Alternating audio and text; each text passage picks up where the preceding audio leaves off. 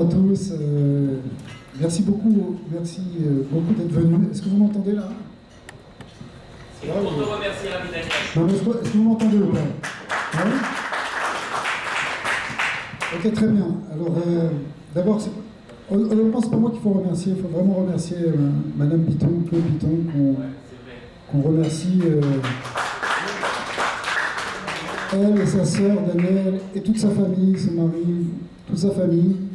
On leur souhaite à tous, on va faire une grande bracha pour qu'ils aient une grande hatzlacha, une bracha de Parnassa Tova, que tout s'ouvre pour eux, parce que bon, Hachem, ils font beaucoup de chesed, ils ne le montrent pas, mais ils font beaucoup de chesed de tous les côtés, et que Kadosh Baruch Hu les aide et qu'il les protège dans tout ce qu'ils font. Bezat Hachem, que cette année, ça va être une année de réussite pour eux et pour tout le monde ici, pour nous tous, qu'on puisse entendre rien que des bonnes nouvelles. Là c'est bon, vous m'entendez mieux ou... Un peu plus haut. Ouais, comme ça. Un peu plus haut, c'est bon, plus haut. Ok. C'est bon? De toute façon, si ça va pas, ça va pas. Ok, alors, ce soir, bon, on est déjà, on est en train de prendre encore les dernières brachot de Chai Elul. Et Chai Elul, qui est un moment très important, au fond, dans le mois d'Elul, comme dit le Rabbi, Chai Elul, c'est la vitalité de Elul. Je voudrais partir de là pour développer un certain nombre d'idées. Je sais pas, je vais les partager avec vous. Je sais pas si vous allez me suivre. Juste pour que ce soit clair pour tout le monde, le 18 Elul, c'était la naissance du Baal Shem Tov et la naissance ensuite du Mourazaken du Baal Tanya, Rabbi Shimon Zalman de Liadi. Et en fait, qu'est-ce que ça peut faire la naissance d'un tzaddik, à part le fait que bon, c'est son anniversaire? Ce que ça peut faire profondément, c'est que quand il y a une neshama d'un tzaddik qui descend dans ce monde, c'est toute une lumière de Torah qui descend en même temps. Si bien que finalement, d'une certaine manière, la naissance du Baal Shem Tov, elle est encore plus importante que sa Hilula. Pourquoi? Parce que sa Hilula, c'est la fête qu'on fait quand il retourne là-haut, qui rentre, comme c'est marqué dans le Zohar, quand Rabbi Shimon Bar Yochai, il est monté à la Gomer, et il a dit maintenant je peux rentrer sans honte, ça va être une grande simcha. Et il a fait une fête en quelque sorte du fait qu'il a accompli toute la Torah en bas et qu'il remonte là-haut avec tous ses Hidoshim. Mais pour nous, ce qui compte le plus d'une certaine manière, c'est que cette Neshama, elle soit descendue pour nous éclairer. La descente de la Neshama, elle est peut-être plus importante que la remontée de la Neshama.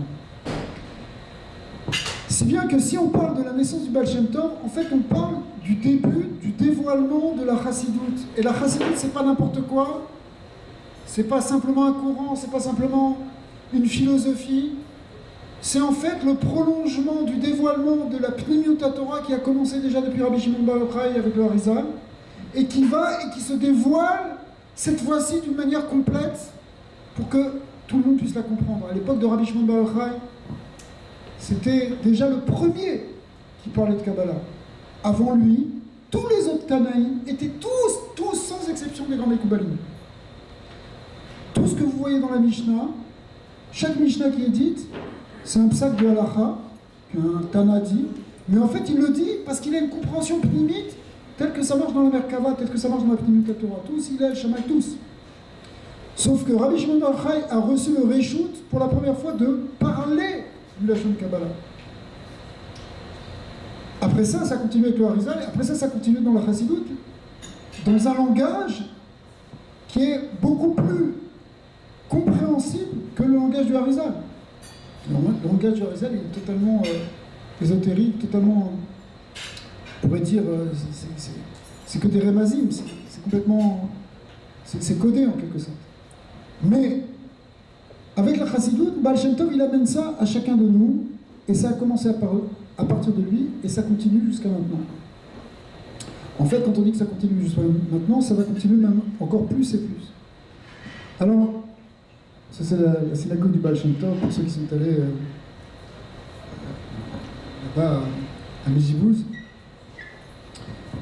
C'est de là un petit Beth Midrash très simple, tout en bois. Et pourtant, la lumière du monde, elle a commencé là-bas. La lumière de Shisha Yemei Bereshit, le Baal Shem Tov. C'est le Admorazaken Baal Tanya qui a continué à expliquer la Torah et la Kabbalah et la Pnimut Torah dans un langage structuré au niveau du Sechel, qu'on puisse comprendre de manière intellectuelle.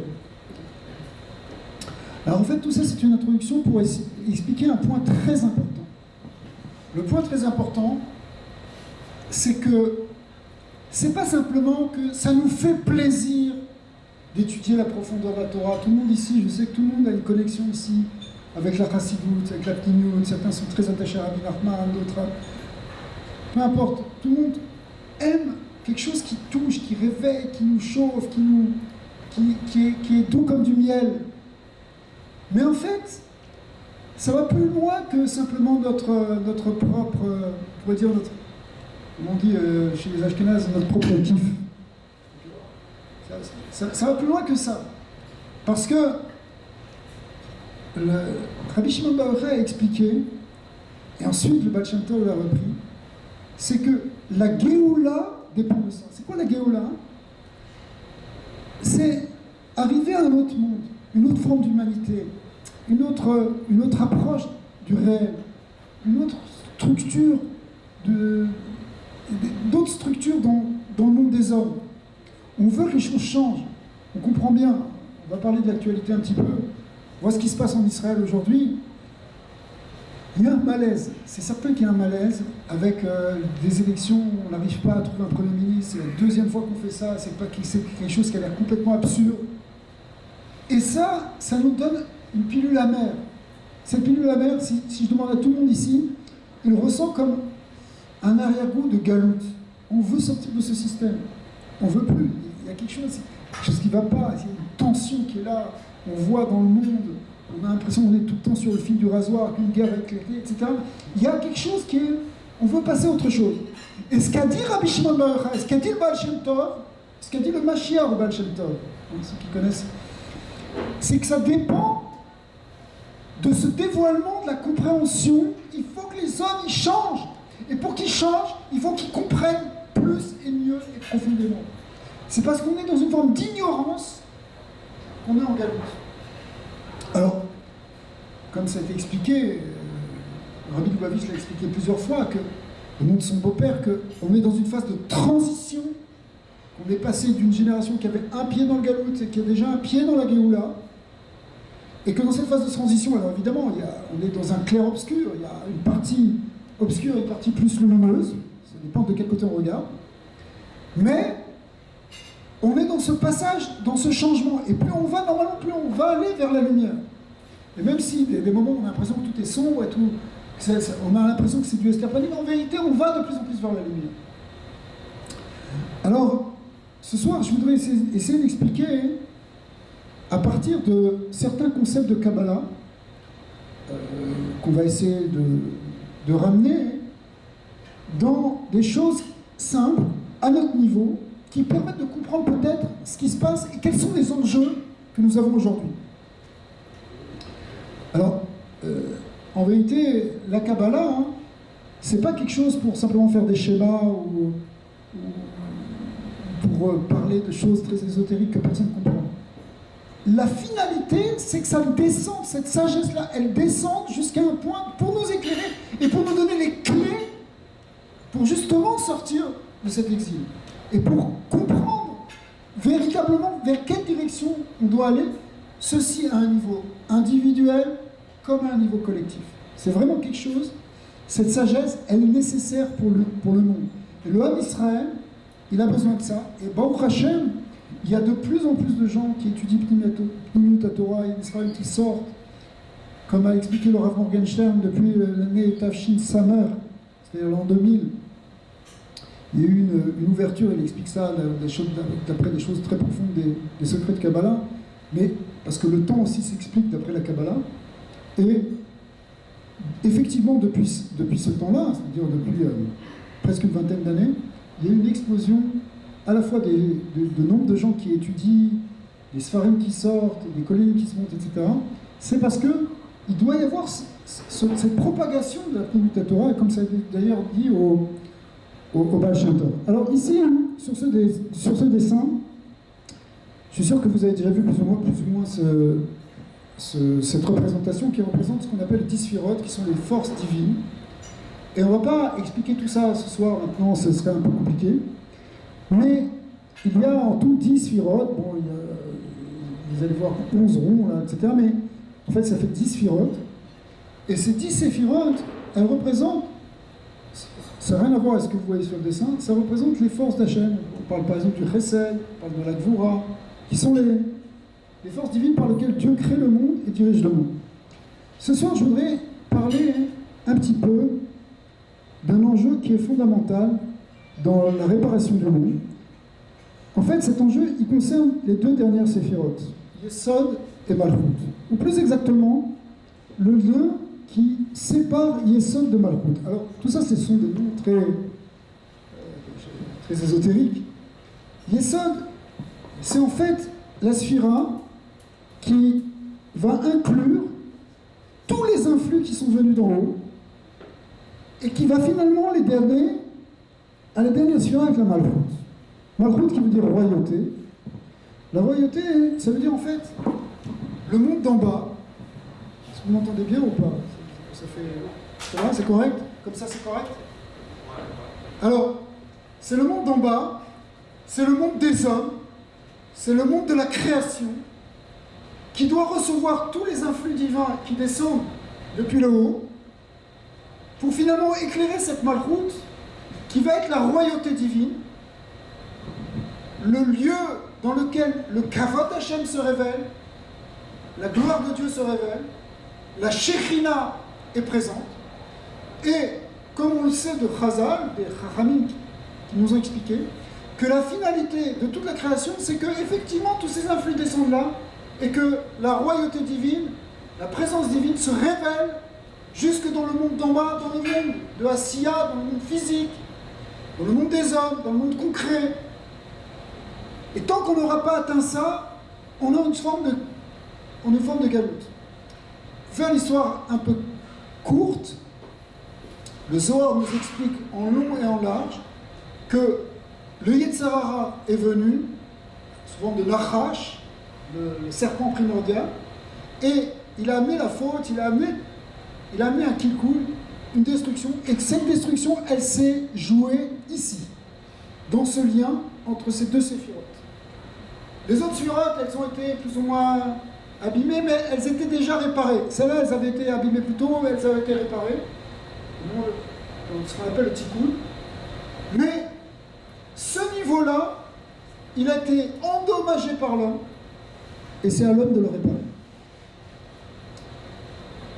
Donc depuis Adam Rishon, en fait, on essaye, grosso modo, une seule chose, c'est de rétablir cette connexion pour que l'influx divin se révèle dans ce monde. C'est que la Shekhina est remontée dans les sphères supérieures, et on veut la ramener, on veut ramener la lumière en bas, pas en haut ça va, en haut, les olamot supérieurs, tout est Metoukan, dans le olam Hatzilut, dans le monde supérieur, dans le monde de Dieu, tout va bien.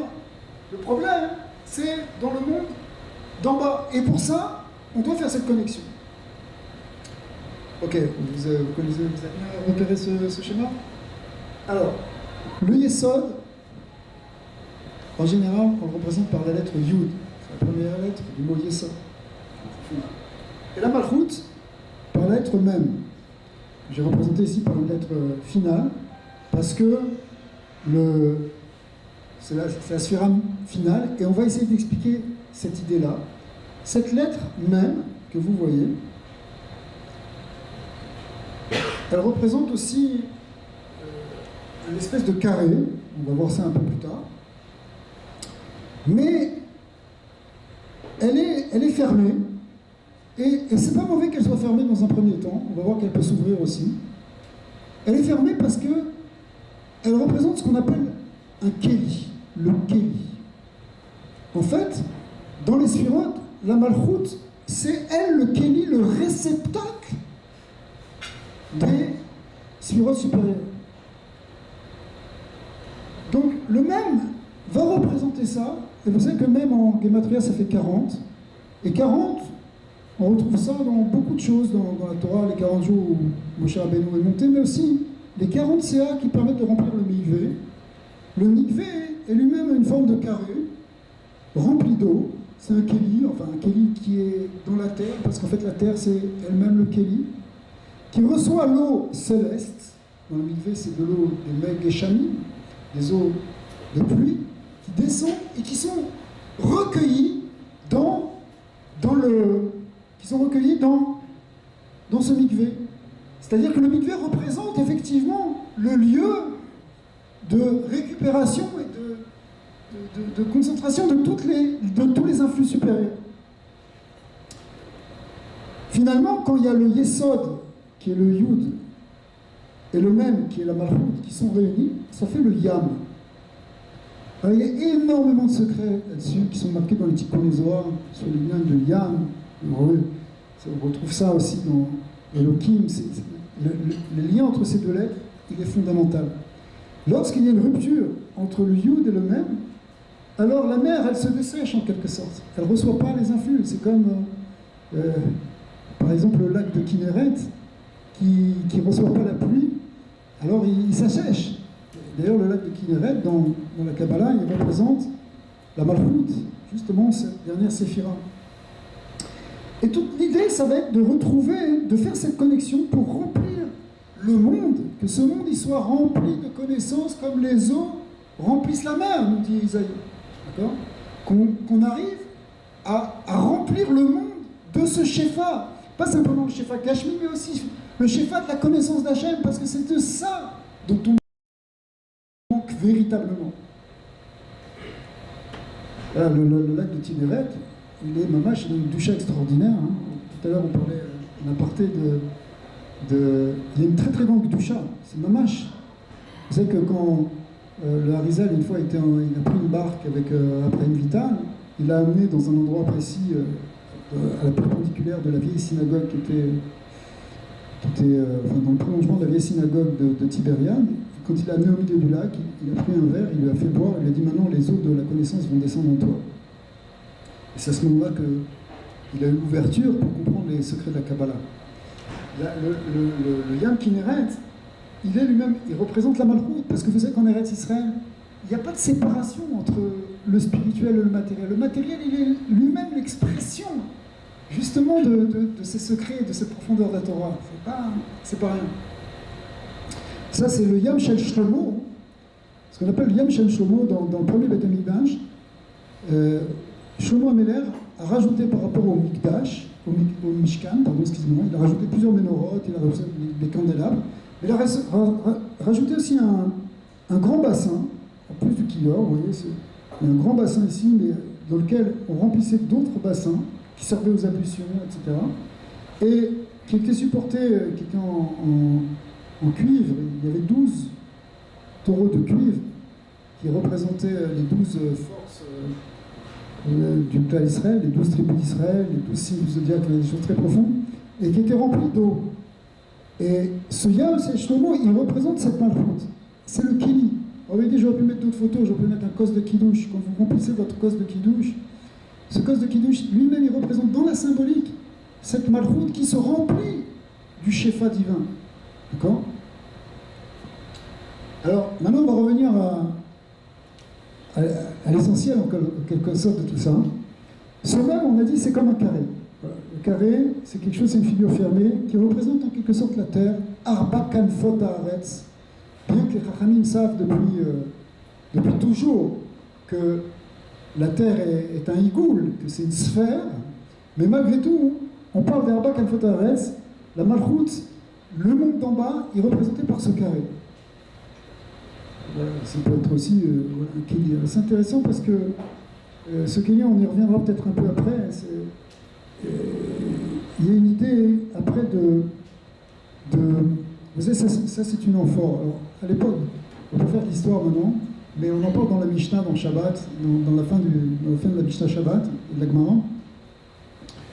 On parle ici, vous savez, ça c'était les kélim de l'époque, on gardait de l'huile ou du vin.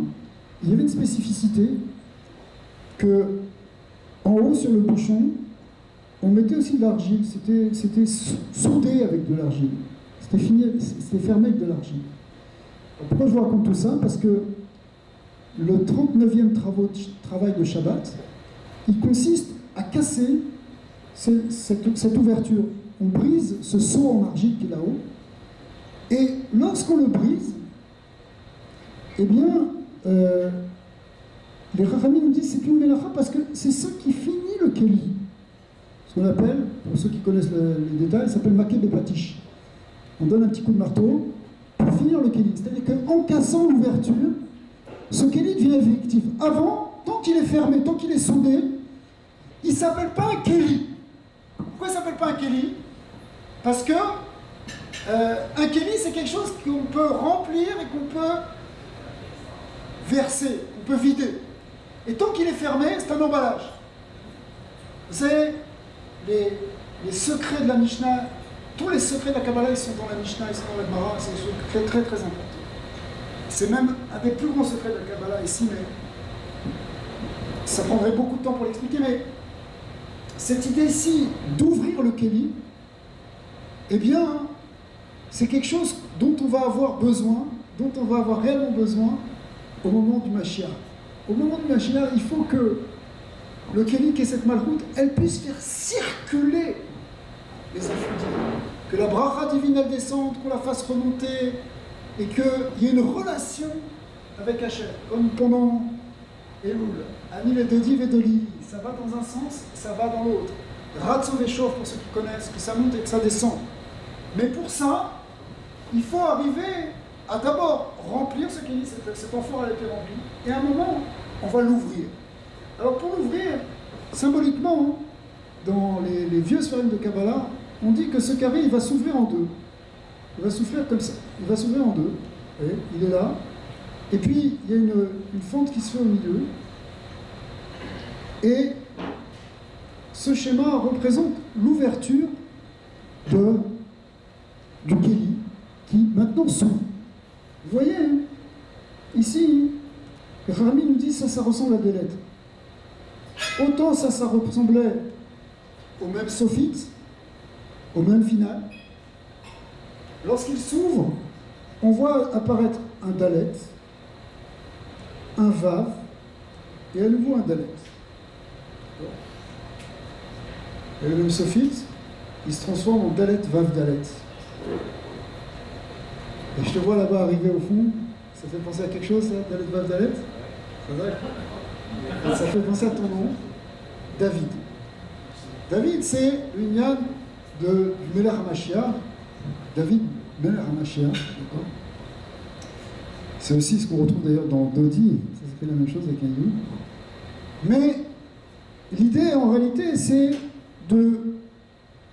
on va arriver au Beth Amikdash, c'est d'arriver à dévoiler la force messianique. Pour ça, il faut qu'on construise, premièrement, ce même sophite, sous forme de deux dalettes, et après qu'on l'ouvre.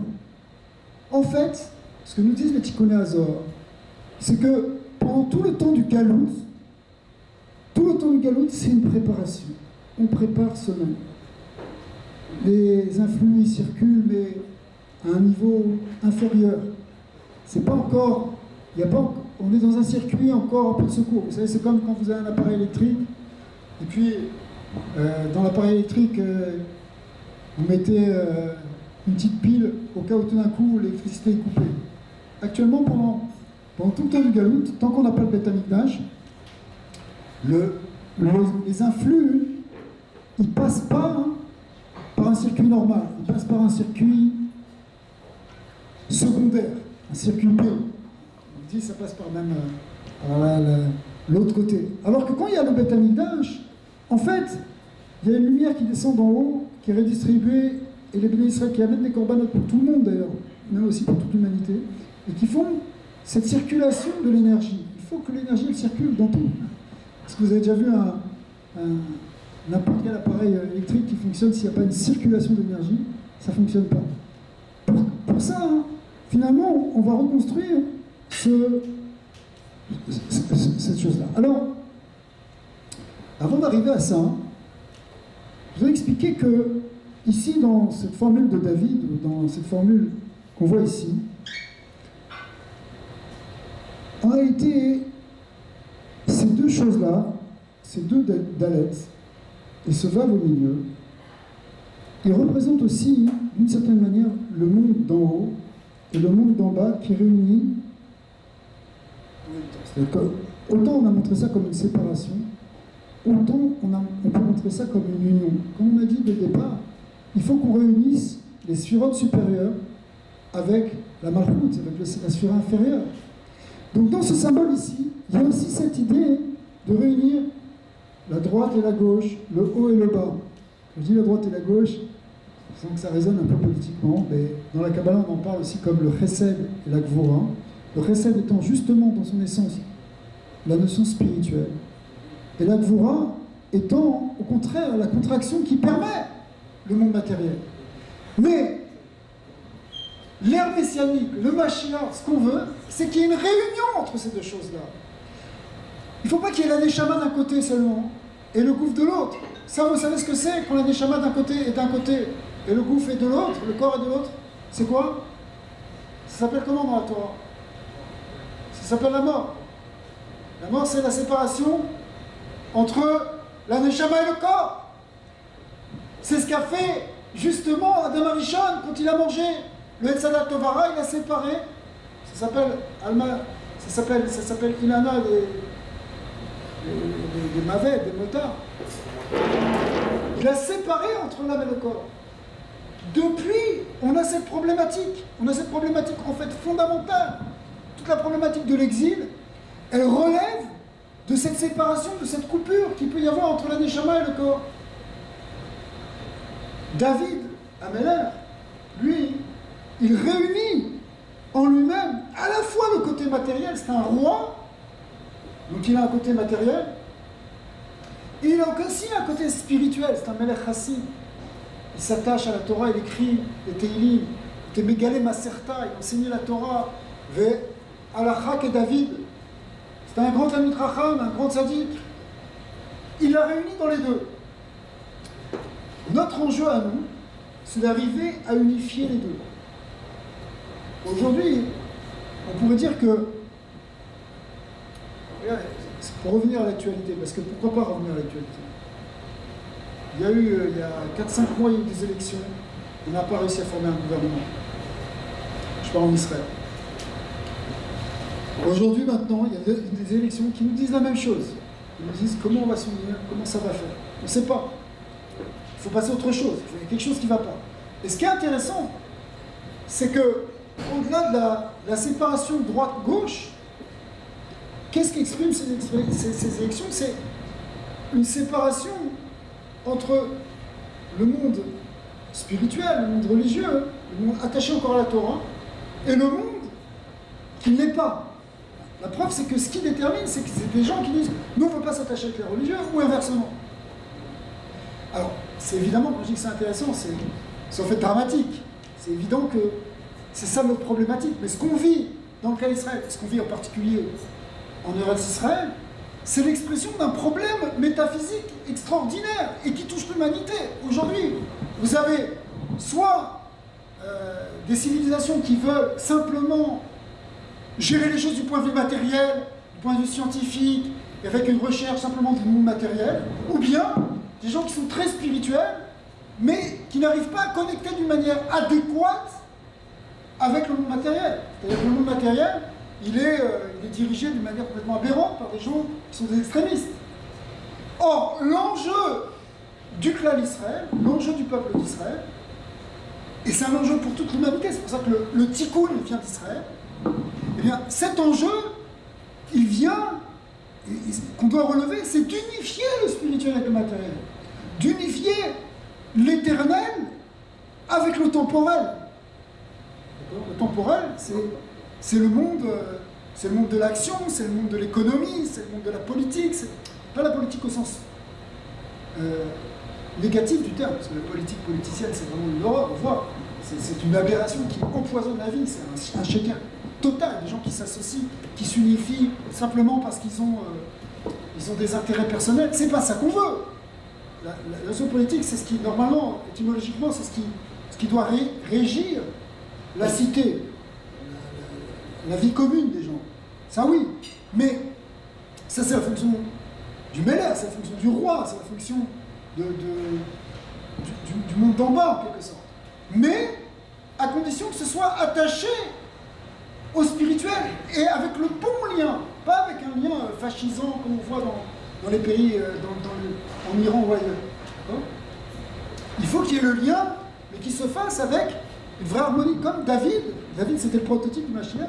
On voit qu'avant de prendre chaque décision, il allait au Sanhedrin, éventuellement il interrogeait les Urim et Tumim, il allait voir le Kohen Gadol, il allait voir le Navi. Il trouvait son inspiration dans la Torah, et après il agissait dans le monde des hommes, dans le monde concret. Et c'est ça dont on a besoin aujourd'hui. L'étape pour passer au Mashiach, elle nécessite ce lien entre le spirituel et le matériel d'une manière correcte. Et on a les outils dans la Torah pour y arriver. Maintenant, même si on a les outils dans la Torah, pourquoi? Parce qu'on a cette sagesse de la Gemara, on a la sagesse de la Pnimut Torah qui est là. Et en réalité, ce qui peut déclencher maintenant, c'est que ce dont on a besoin pour déclencher maintenant, c'est une compréhension profonde des choses. Tant qu'on reste dans la superficialité des choses, tant qu'on est superficiel, alors on s'arrête au détail, on s'arrête à l'extérieur, on ne voit pas la complémentarité profonde entre l'âme et le corps, entre le spirituel et le matériel. Pour nous, c'est deux choses qui sont complètement séparées. D'un côté, il y a le Rouhani. Alors, oui, tu veux être spirituel, tu vas à la synagogue, tu vas à tout le Beit Midrash, mais n'embête pas, dans le monde concret, le monde des affaires, c'est quelque chose qui se passe avec le physique, là. Il y a les lois du monde. Qu'est-ce que tu vas pas me parler de Torah maintenant? Non, c'est le contraire. La Torah, elle doit venir parler dans le monde d'en bas. Elle doit venir parler, elle doit donner les bonnes mitzvot, les conseils. Et pour arriver à ça, c'est pas seulement dans la lacha, c'est qu'on a besoin d'une compréhension profonde pour réunir les choses. C'est-à-dire que c'est dans le yichud, c'est dans la pnimiut Torah qu'il peut y avoir le yichud. Dans le schéma des sphirot que je vous ai montré, en réalité, l'essence de toutes les sphirot, c'est le Or Ein Sof. Et ce Or Ein Sof, c'est lui qui doit se dévoiler pour réunir les séphirotes, et en particulier les dernières séphirotes, c'est-à-dire ce qui réunit le monde d'en haut avec le monde d'en bas. D'accord? Donc, on a besoin de cette Pnimut Torah. Le Beit HaMikdash, vous voyez, ça c'est intéressant parce que ça c'est un schéma du troisième Beit HaMikdash qui est basé sur les prophéties du Sefer Ézéchiel. Hein, dans le deuxième Beit HaMikdash, vous voyez, la cour, on le voit très bien, c'était une cour rectangulaire, et lui-même, ici aussi, c'était rectangulaire. Mais ici, on arrive vraiment au troisième Beit HaMikdash avec la perfection du temple. On retrouve ce carré, ce même carré du même sophite, parce que c'est la marcoute, ce carré, donc on voit 10, 10, 10, ça fait 4, enfin c'est... Après, on peut rentrer dans les mesures, il y a eu plusieurs choses qui ont été écrites après, Laurent Pral a écrit tout un grand dévoilement sur le troisième Beit HaMikdash, mais l'idée ici, c'est qu'on retrouve tout ça. Mais, alors voilà, c'est quoi ça? Bon, je ne sais pas si c'est exactement comme ça, mais c'est une image qui peut symboliser ce qui se passait dans le Sanhedrin. Alors, c'est que le Sanhedrin, ce qu'on appelle l'Ishkat HaGazit, il était situé juste à côté du Beit HaMikdash, il était adjacent, il était même collé au Beit HaMikdash. À côté du Beit HaMikdash, il y avait une grande salle dans laquelle résidait le Sanhedrin. Et il fallait qu'il y ait un lien entre le Sanhedrin et le Beit HaMikdash. Pourquoi? Parce que les Chachamim qui vont régner, qui vont régir ce Sanhedrin, qui vont être dans ce Sanhedrin, ils doivent être inspirés par le roi HaKodesh du Beit HaMikdash. Dans le Beit HaMikdash, il y a le roi HaKodesh, il y a l'inspiration, il y a le dévoilement divin, et la Torah que les Chachamim doivent sortir, qui doit maintenant ensuite gérer après les mondes des hommes, parce que la Torah et les lois de la Torah qui étaient données par les Chachamim, c'est pas simplement des préceptes, si vous voulez, rituels pour faire une religion chez soi ou dans une synagogue, ça va beaucoup plus que ça, ça va beaucoup plus loin que ça. C'est quelque chose qui peut permettre de régler au sens de donner des règles à tout le monde concret et physique et quotidien, et aussi d'une nation. C'est-à-dire que si quelqu'un il pense que la Torah c'est simplement une religion où il faut faire des mitzvot et pour avoir le Olam Haba, c'est pas seulement ça, c'est beaucoup plus que ça. La Torah, elle est le balabay du monde, elle rentre dans toutes les choses de ce Olam Hazé, tout ce qu'on fait, je veux dire, c'est-à-dire même des choses qui concernent le monde politique, le monde militaire, le monde de la construction des routes. La Torah donne son avis dedans, pas parce qu'elle veut imposer, mais parce qu'elle donne la sagesse pour cette construction et ce tikkun olam. Et ça, c'est donné par le Sanhedrin, qui était fait, il se réunissait 120 sages, très grands chachamim. Quand la Knesset a été fondée au moment du début de l'État d'Israël, elle s'est fondée aussi sur 120 par mimétisme par rapport au Sanhedrin. Sauf que ça s'arrête là. Parce que la Knesset, aujourd'hui, attention, Chas v'Shalom, de sortir une mauvaise parole de ma bouche, mais la Knesset, elle n'est pas du tout basée sur les principes de la Torah. Donc, en tout cas, presque pas. Les lois qui régissent l'État d'Israël, ce sont des lois qui ont été constituées à partir de résidus de droit anglais, britannique et turc. Et ça donne ce que ça donne aujourd'hui. Mais en réalité, tout ce qui est droit civique, etc., on n'a pas attendu ce droit turc pour le créer. On l'a déjà dans la Gemara, on a déjà des chachamim connaissants. Quand Rabbi Yosef Karo a fondé, il a tenté de fonder à son époque, donc au milieu du XVIe siècle, un Sanhedrin, il a fait une spira sur 90 tzadikim, etc. Donc il y avait une idée de reconstituer ça. Et en fait, ça va faire partie des étapes du Mashiach. C'est peut-être une des premières étapes. C'est-à-dire que ce qu'on veut, c'est que les lois, ou plus exactement l'esprit des lois, ils descendent de la Torah. Aujourd'hui, ce qui constitue la Knesset, ça n'a rien à voir. C'est des gens qui se font élire, en fait, avec des calculs politiques, etc. Ça n'a rien à voir. Le Sanhedrin, il n'est pas élu, il est coopté par des chachamim qui considèrent que cette personne-là a le niveau pour pouvoir rentrer dans le Sanhedrin, et c'est lui qui va être le futur remplaçant, etc. Et ça, c'est mieux. Ça ne veut pas dire qu'il n'y a pas de place au peuple. Le peuple, en Israël, si vous relisez tous les aspects du Tanakh, depuis Moshe Rabbeinu, et en passant par David et Méner, on voit qu'il a son mot à dire. Non seulement ça, mais à tel point que les Chachamim disent ce fameux adage qu'il n'y a pas de roi sans peuple, El Meler Belo Am. Il faut que le peuple il soit mamlir, le roi. C'est lui qui amène le roi au pouvoir, c'est lui qui amène le tzaddik. Si on n'a pas un peuple qui est derrière, mais seulement ça passe pas par une forme d'élection telle qu'on comprend aujourd'hui, ce système avec des députés, etc. On voit clairement, dire, si quelqu'un n'est pas capable d'ouvrir les yeux et de voir que le système actuel, il est mauvais, pas simplement des Israël, mais en vérité partout dans le monde. Les élections américaines, c'est une blague, les élections en Europe, c'est une blague. Pourquoi c'est une blague? Parce que, en fait, on est élu sur une campagne, sur des publicités, sur des mensonges qui ne seront pas tenus après. Donc, est-ce que c'est ça qu'on veut?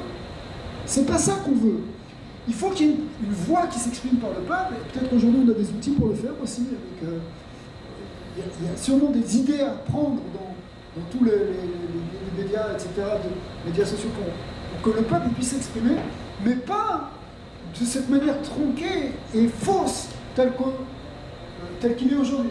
Ça, c'est des idées, vous n'êtes pas obligé de les partager, mais d'après ce que je comprends dans la Torah, il y a une place pour le Ham, mais par contre, ceux qui fixent les lois, ça doit être des gens qui comprennent en profondeur, des gens qui ont étudié, qui ont une sagesse et qui sont inspirés, comme on a expliqué. Il faut qu'il y ait une inspiration par la plume de la Torah pour comprendre exactement où est-ce qu'il faut diriger le peuple et le monde.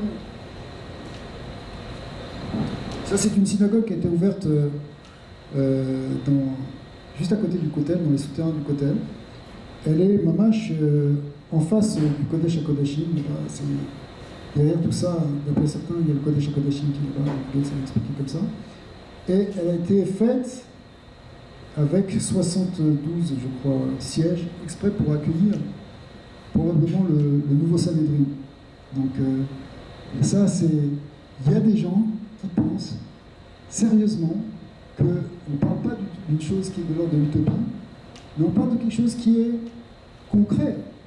C'est une étape vers laquelle on doit aller maintenant. On doit aller vers, peut-être ça ne se passera pas là, mais c'est intéressant qu'ils ont fait cette synagogue, qui est l'endroit le plus proche justement du Beth Amikdash, du lieu du Beth Amikdash, et ils l'ont fait exprès pour accueillir un Sanhedrin. Que le Sanhedrin, on peut réunir des tzadikim et des chachamim qui vont pouvoir éclairer, hein, comme on dit dans la Mida, que on demande à Hachem de nous ramener nos sages, de nous ramener des yotzim, des gens qui vont nous conseiller, qui vont nous donner la sagesse. Vous voyez, ici, pour vous dire que c'est concret, ici c'est Mike Pompeo, qui est un des secrétaires d'État américains très importants, qui a visité cette synagogue.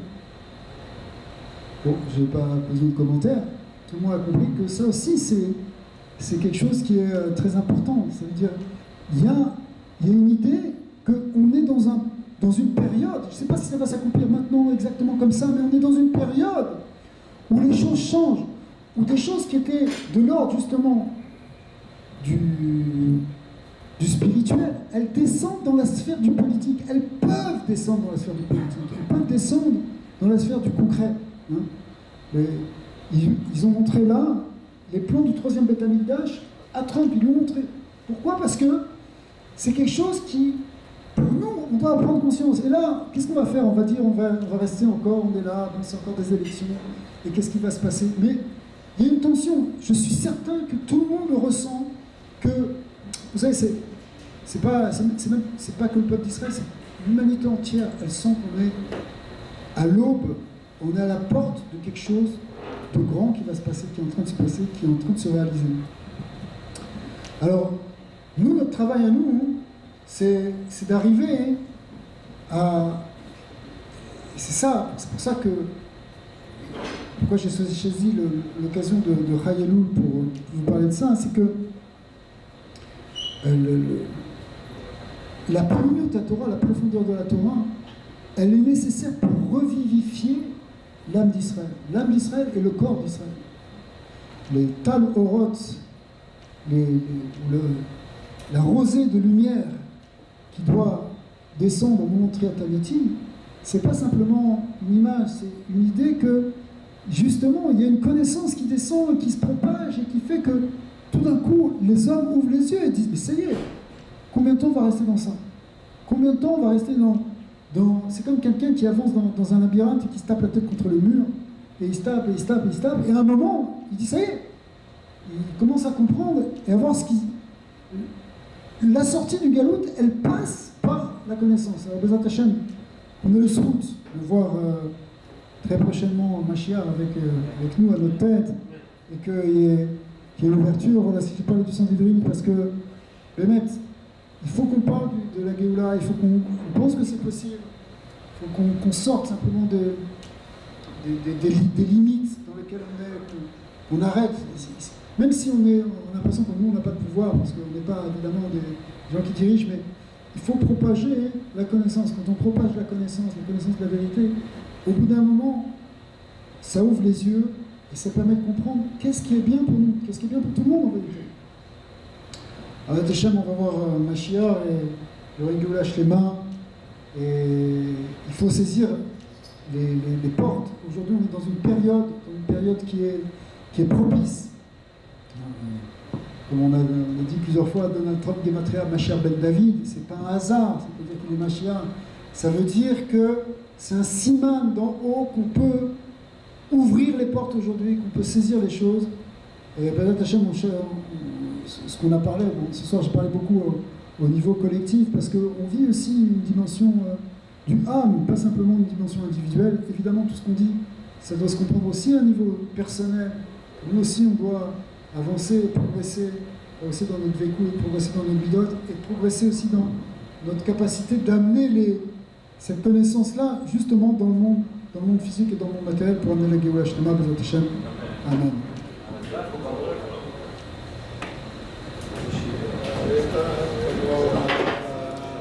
Amen.